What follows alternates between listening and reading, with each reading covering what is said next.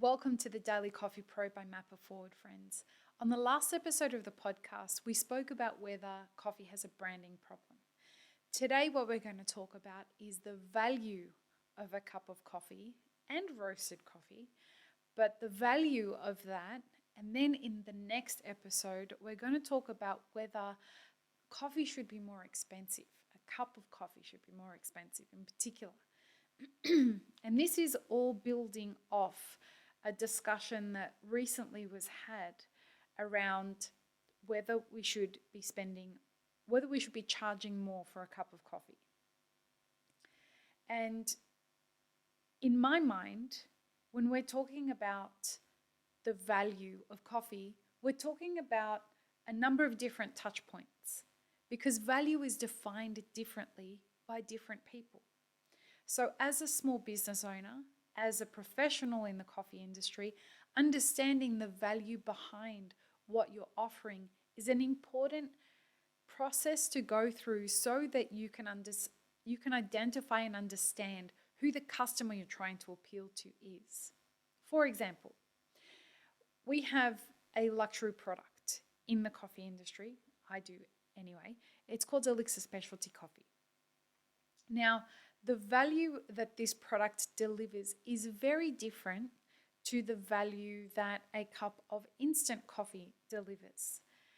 Being able to understand that value at a number of different levels helps me define who my customer is and who my customer is not. So if we take those two comparisons, the value in instant coffee is that it's quick, is that it's something that most people are used to. They are familiar with it so that they don't have to be open-minded in order to know what they're experiencing when they have a cup of instant coffee. It's convenient in the sense that you can have it sitting on a shelf for years before you have to consume it. And it's just easy. It's just easy. It's ubiquitous as well. It's available everywhere. So the value of instant coffee is clearly defined because it's been established in the market for a long time. And people get it, they understand it, and that's what instant coffee offers for people. Elixir Specialty Coffee is different. One thing I forgot to mention about instant coffee. Instant coffee is cheap. It's super, super, super cheap. In fact, it's somewhere around 7 cents per cup, which is completely contrary to the difference of what the value of Elixir Specialty Coffee is. Now, my brand Elixir Specialty Coffee is a ready-to-drink, very high-end bottled beverage that is made of coffee and water. And it is not as ubiquitous nowhere near as ubiquitous as instant coffee. It is a luxury product, so it is expensive. It is branded very differently than the coffee experience that you can expect from any kind of instant coffee. It is not as portable and ubiquitous as what instant coffee is.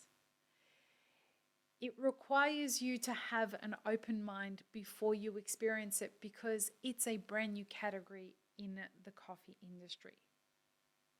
Now, when I'm approaching defining the value of the coffee product that I offer, that needs a completely different mindset than somebody looking at defining the value of an instant coffee brand that they're releasing.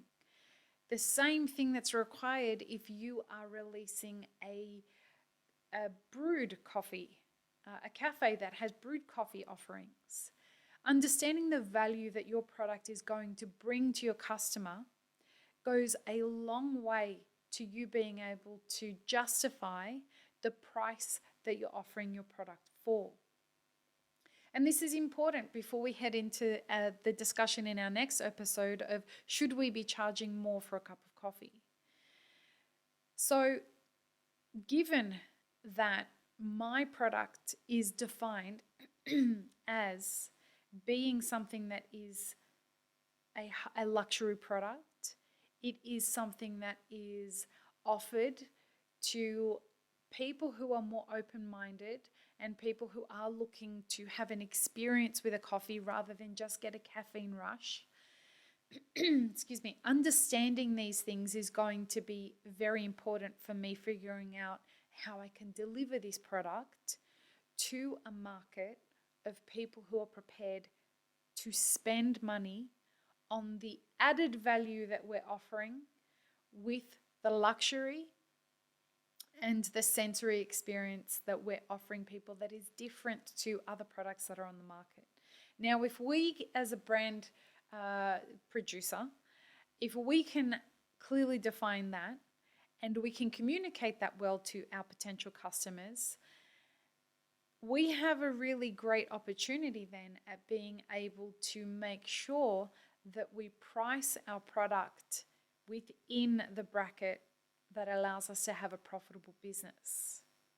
A lot of things need to fall into place to make that happen, but because we can explain the value behind our product, which includes, the value chain. We spend money on very good coffee because we know it's been processed well, we know that everyone on the farm gets paid properly, etc., etc. We can actually stand by the value that we're delivering to customers from an experience perspective, from the packaging perspective, and from the product delivery perspective. And what I mean by product delivery, everything that we've told you about the product up to the time that you've tasted it prepares you for what you're going to be experiencing when you drink it. You know what you're ready for, and the product delivers on all the promises that we've made. Now, when we're talking about brewed coffee, if you can talk about the quality and the value that people should anticipate before they receive the product, and then the product delivers on that, if you're going to increase your prices by 50 cents or $1 per cup, you're being able to justify that price increase by explaining the value of what you're delivering.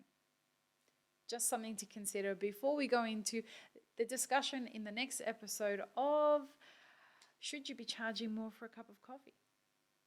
I hope this has been something that gives you a little bit more to think about along this journey of what coffee is and what value does it add and how much should we be charging. Till the next episode. Peace, love, and peanut butter, friends. Have an amazing rest of your day.